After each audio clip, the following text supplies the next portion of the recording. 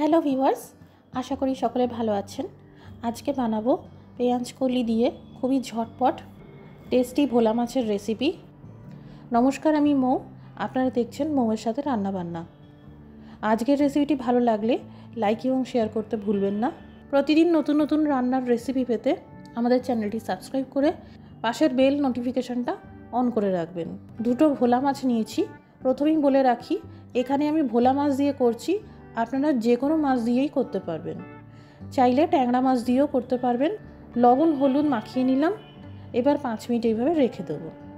ততক্ষণে এইদিকে পেঁয়াজকলিগুলোকে কেটে নেব। মোটামুটি 1.5 থেকে 2 ইঞ্চি লম্বা রেখে পেঁয়াজকলিগুলোকে কেটে নিচ্ছি। অনেকেই আছেন এত বড় সাইজ করে পেঁয়াজকলি কাটতে পছন্দ করেন না। যদি সেরকম কোনো ব্যাপার থাকে, ছোট ছোট করে পেঁয়াজকলি কুচিয়ে নিতে পারেন। এই রান্নাটা শুধুমাত্র পেঁয়াজকলি দিয়েই হয়, তবে ইচ্ছে হলে আপনারা আলুর ব্যবহার করতে পারেন। আলু পেঁয়াজকলি দিয়েও এই রান্নাটা খেতে খুব ভালো লাগে। এবার এখানে 2টো পেঁয়াজ নিয়েছি। এই পেঁয়াজ আমি বেটে নেব না, এইভাবে গ্রেটারের সাহায্যে গ্রেট করে নেব। পেঁয়াজ বাটার থেকেও বেশি ভালো হয় যদি এইভাবে পেঁয়াজকে গ্রেট করে এই রান্নায় দেওয়া হয়। আপনারা চাইলে এই পেঁয়াজ শিলপাটায় বেটে নিতে পারেন। শিলপাটায় বেটে নিলে এরকম একটা টেক্সচার আসবে, কিন্তু মিক্সিতে বাটলে এই ধরনের টেক্সচারটা আসবে না। এবার টমেটো একইভাবে গ্রেট করে নেব।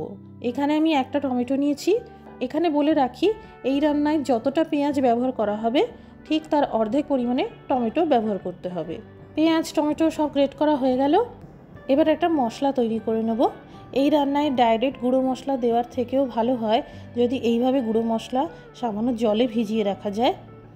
আধা চা চামচ জিরের গুঁড়ো, আধা চা চামচ ধনের গুঁড়ো, সামান্য করে ঝাল লঙ্কার গুঁড়ো, কালারের জন্য কাশ্মীরি লঙ্কার গুঁড়ো, গরম মশলার গুঁড়ো, হলুদ গুঁড়ো আর লবণ সব একসাথে হালকা গরম জল দিয়ে মিশিয়ে নিয়ে ভিজিয়ে রাখলাম 5 মিনিটের জন্য।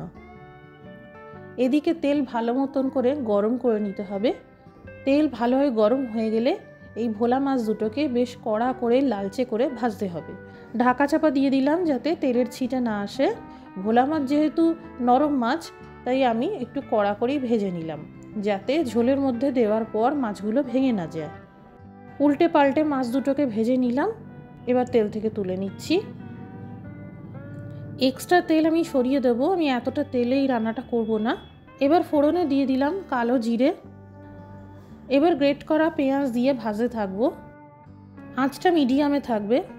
পেঁয়াজ ভাজে ভাজে যখন হালকা বাদামি রং ধরতে শুরু করবে, দিয়ে দিতে হবে এই থেতো করা রসুন আর কাঁচা লঙ্কা।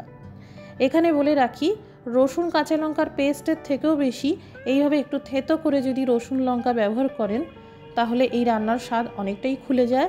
বেশ 2 থেকে 3 মিনিট ভাজার পর এই ভেজানো মশলার পেস্ট আর গ্রেট করা টমেটো দিয়ে দিলাম।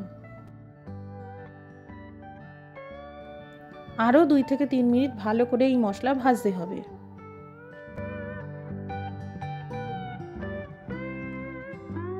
মশলা থেকে তেল আলাদা হতে শুরু করেছে। এবার দিয়ে দিতে হবে এই কেটে রাখা পেঁয়াজকলি। মশলার সাথে এই পেঁয়াজকলি আরও 4 থেকে 5 মিনিট ভাজতে হবে।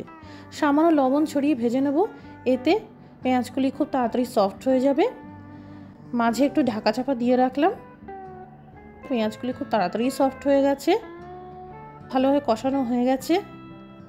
আর যেহেতু 2টো মাছ ব্যবহার করেছি, তাই আমার মনে হলো 1 গ্লাস গরম জল যথেষ্ট। আপনারা আপনাদের প্রয়োজন মতো জলের পরিমাণ বাড়িয়ে বা কমিয়ে নিতে পারেন।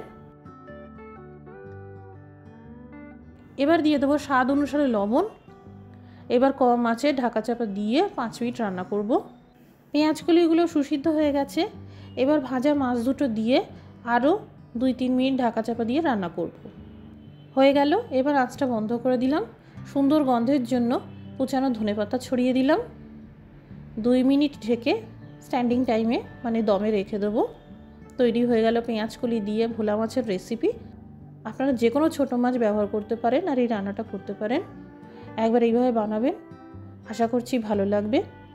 আজকের রেসিপিটি দেখার জন্য অসংখ্য ধন্যবাদ। সবাই ভালো থাকুন, সুস্থ থাকুন।